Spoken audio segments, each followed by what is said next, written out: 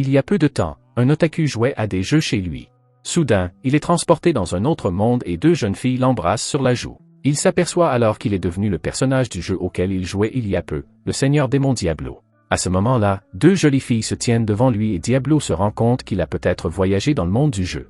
Il s'avère que les deux jeunes filles ont utilisé l'invocation il y a peu de temps et ont convoqué Diablo dans un autre monde par inadvertance. Elles se disputent pour savoir qui est le propriétaire de Diablo. Diablo souffre de phobie sociale dans le monde réel et ne sait pas comment empêcher les deux filles de se disputer. Il prévoit donc de faire semblant d'utiliser le ton du Seigneur Démon pour ordonner aux deux filles de ne pas se disputer, mais il ne s'attend pas à ce que l'instant d'après, les deux filles se serrent vraiment la main et se réconcilient. Avec deux autres colliers autour de leur cou représentant l'esclavage, Diablo se souvient qu'il avait équipé son personnage de jeu d'anneaux qui reflétait toute la magie peu de temps auparavant. Le sort invoqué par les deux filles à l'instant se reflète et les deux filles sont désormais les esclaves de Diablo. Shura, la fille aux cheveux jaunes, Rem, la fille aux oreilles de chat, et Diablo, qui se fait appeler le Seigneur des démons. Shura et Rem ne veulent pas être les esclaves de quelqu'un d'autre et Diablo ne veut pas en profiter, alors les trois décident de retourner en ville pour trouver un moyen de se libérer de l'esclavage.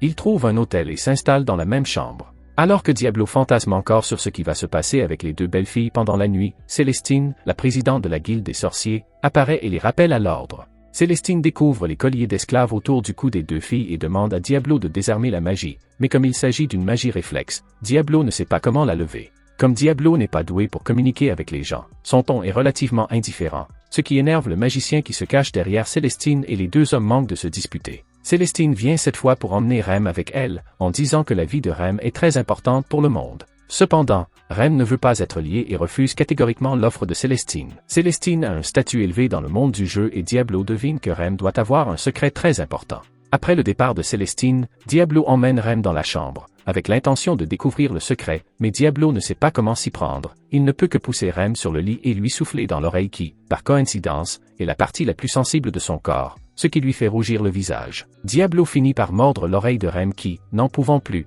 lui avoue enfin son secret. Il s'avère que le corps de Rem contient l'âme de Crepuscule, le Seigneur Démon de ce monde, et que l'âme du Seigneur Démon ne peut pas être détruite. Le Seigneur Démon sera libéré dès que Rem mourra. Si d'autres démons l'apprennent, Rem se retrouvera dans une situation très dangereuse. Diablo est lui-même un joueur, il sait donc que Crepuscule est le Seigneur Démon le plus puissant de ce monde du jeu. Malgré tout, il affirme qu'il protégera Rem. Rem est ému aux larmes. C'est la première fois que quelqu'un d'autre entend ce secret et ne l'abandonne pas. Le soir, Diablo sort seul pour faire une pause, mais il rencontre un magicien qui se trouve à côté de Célestine et qu'il veut provoquer. Le magicien est ivre et veut faire payer à Diablo son comportement grossier. Il invoque un Warcraft de niveau supérieur à 30. Les flammes crachées par ce Warcraft engloutissent instantanément Diablo et bientôt Diablo sort de la mer de flammes et méprise le Warcraft parce que son niveau est de 150, ce qui effraie le magicien sur le côté.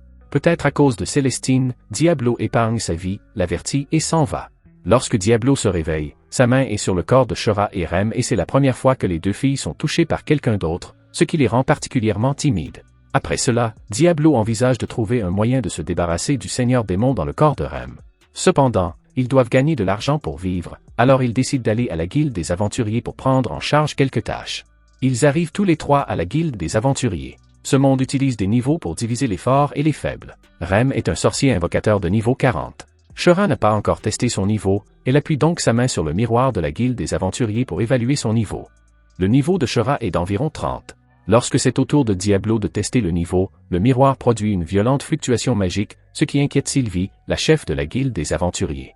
Sylvie suppose que le rang de Diablo est trop élevé pour que le miroir puisse le tester. Pour l'instant, il n'y a qu'une seule tâche qui peut être assignée à Diablo à un niveau aussi élevé, c'est d'aller dans la forêt de Warcraft toute proche pour collecter les yeux d'un Warcraft ressemblant à un serpent.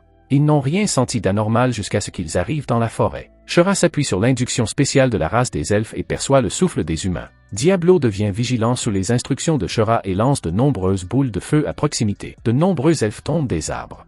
Il s'avère que Shura est la princesse de la famille des elfes et que ce groupe d'elfes est spécialement embusqué ici pour ramener Shura. Shura ne veut pas y retourner, car les elfes la ramènent pour la forcer à épouser d'autres tribus et elle ne veut pas se marier avec quelqu'un qu'elle n'aime pas et perdre sa liberté. Rem et Diablo soutiennent l'esprit de rébellion de Shura contre le destin et prévoient de se battre jusqu'au bout. Mais l'attaque est totalement inefficace sur Diablo. À ce moment-là, les elfes sortent une flèche verte, que Diablo reconnaît immédiatement comme un équipement de bas niveau dans le jeu, mais Shura est nerveuse. Cette flèche est censée être une puissante flèche brise-armure offerte par le roi des elfes et si quelqu'un est touché, il sera gravement blessé.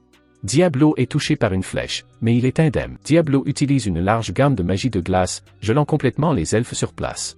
C'est alors qu'un magicien apparaît sur le côté et il s'avère que tout ceci n'est qu'un piège tendu par ce magicien. Diablo prévient le magicien qu'il y aura des conséquences s'il ose s'en prendre à eux. Rem dit également qu'elle ira se plaindre à Célestin et le magicien s'enfuit, paniqué. Shura annonce alors aux elfes qu'elle ne reviendra jamais en arrière et qu'elle est désormais la partenaire de Rem et Diablo. Diablo est appelé partenaire pour la première fois et il est particulièrement touché.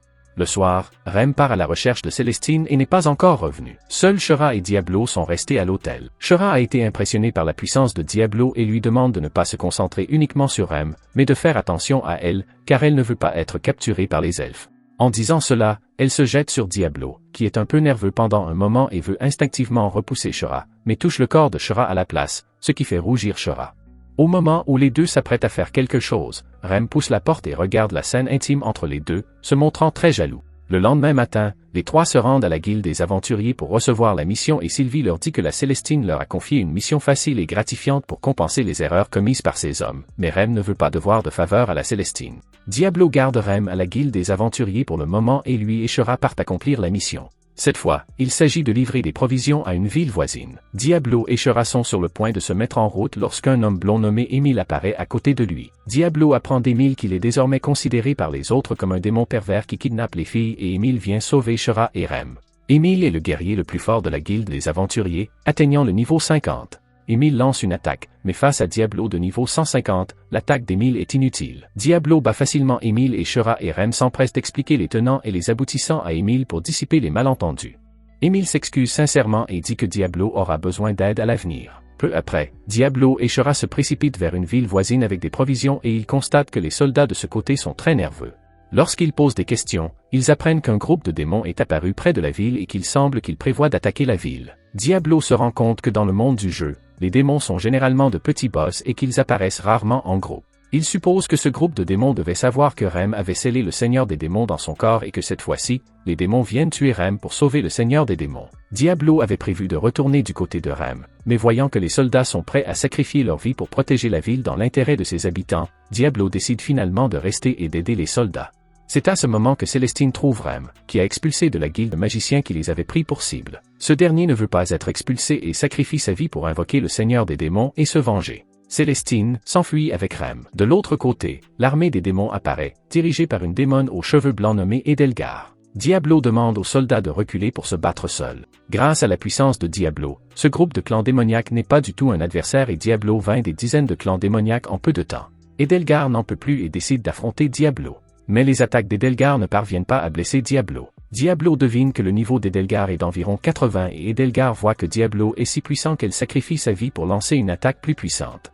Diablo n'esquive pas et laisse Edelgar attaquer à volonté pour tester son endurance. Diablo s'aperçoit qu'il a effectivement été un peu blessé, mais qu'il ne ressent pas de douleur particulière. C'est alors que les soldats à l'arrière viennent annoncer que Célestine et Rem sont attaqués par les démons et Diablo se rend compte que les démons se sont infiltrés dans la ville. Afin de partir au plus vite, il envoie une boule de lumière blanche et au moment où la boule de lumière blanche atterrit, une forte énergie jaillit et vainc instantanément tous les démons qui se trouvent devant lui. Bien qu'Edelgar soit toujours en vie, elle perd tous ses pouvoirs. Diablo utilise immédiatement la magie de téléportation pour retourner en ville. À ce moment-là, Célestine et Rem sont attaqués par le clan des démons, mais heureusement Émile apparaît et tient bon pendant un moment. Cependant, Émile n'est pas un adversaire du clan du démon.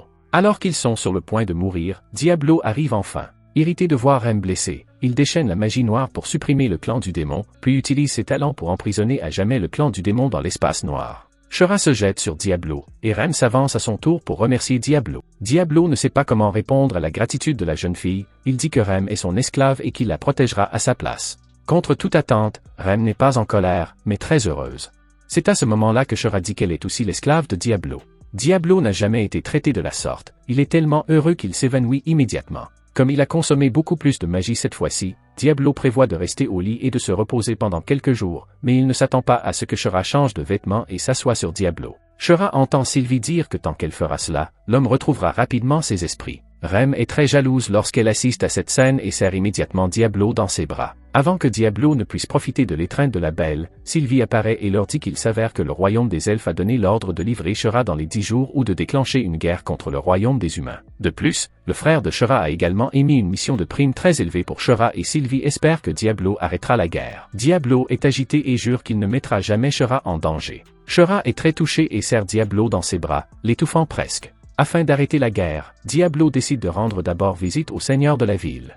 On dit que ce seigneur est très puissant et qu'il a vaincu de nombreux clans de démons il y a plusieurs années, mais personne ne connaît son niveau à ce jour. Le seigneur n'a pas l'intention d'aider Diablo mais lui dit qu'une armée de tribus d'elfes, une centaine environ, est en embuscade près de la ville et qu'il les laisse résoudre le problème par eux-mêmes. Pour arrêter la guerre, le roi humain envoie une femme chevalier pour les aider, et elle s'appelle Alicia. Alicia est très douée pour se lier d'amitié avec les autres, et en quelques instants, elle se lie d'amitié avec Rem et Shura, ce qui fait très envie à Diablo. Diablo se rend à la boutique d'armes pour acheter une arme de niveau inférieur, au cas où il blesserait des elfes innocents si son pouvoir devenait incontrôlable. Diablo est abordé par Célestine, qui lui apprend que le propriétaire aurait su comment briser les colliers d'esclaves au marché aux esclaves. Diablo considère Shura et Rem comme ses partenaires et décide de se rendre au marché aux esclaves pour résoudre le problème des colliers d'esclaves avant de régler la guerre entre les deux pays. La propriétaire du marché aux esclaves accepte immédiatement de l'aider après avoir vu la lettre de recommandation de Célestine à Diablo, mais ce sort de désarmement est très mystérieux et le nombre de personnes présentes est limité. La propriétaire demande à Shura de se changer dans une tenue très sexy et à Diablo de toucher le corps de Shura et d'observer le flux de magie dans le corps de Shura.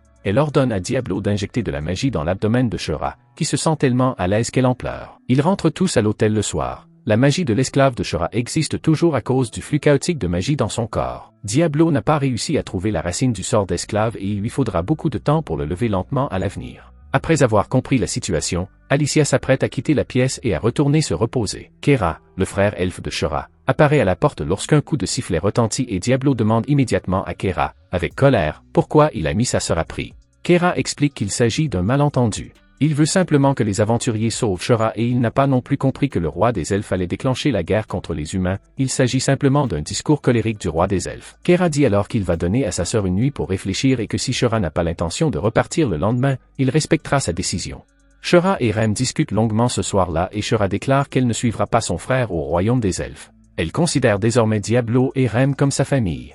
Au même moment, Kera se parle à lui-même, seul dans le noir. Il s'avère que Kera est un pervers qui aime sa sœur et veut faire des bébés avec Shura. Le lendemain, Alicia et Rem sortent, avec l'intention d'informer le seigneur de la nouvelle que le roi des elfes va déclencher la guerre, laissant Diablo et Shura seuls. Diablo en profite pour préparer de nombreuses potions de récupération.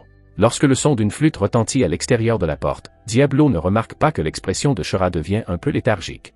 Diablo constate que Kera apparaît en bas de l'hôtel et Shura déclare qu'elle veut retourner au royaume des elfes, conformément à l'accord passé hier avec Kera. Diablo ne peut pas l'en empêcher tant que Shura le veut. Diablo pense que Shura l'a laissé tomber et s'allonge dans son lit, triste. Rem dit à Diablo que Shura a décidé hier soir qu'elle ne retournerait pas au royaume des elfes. Peut-être Shura est-elle contrôlée par la magie psychique et Diablo se souvient de la flûte de Kera. Il a déjà deviné que Shura était peut-être contrôlée par Kera. Diablo se remémore les souvenirs récents de Shura et il ne peut pas renoncer à Shura en tant que partenaire. Diablo et Rem décident donc de sauver Shura.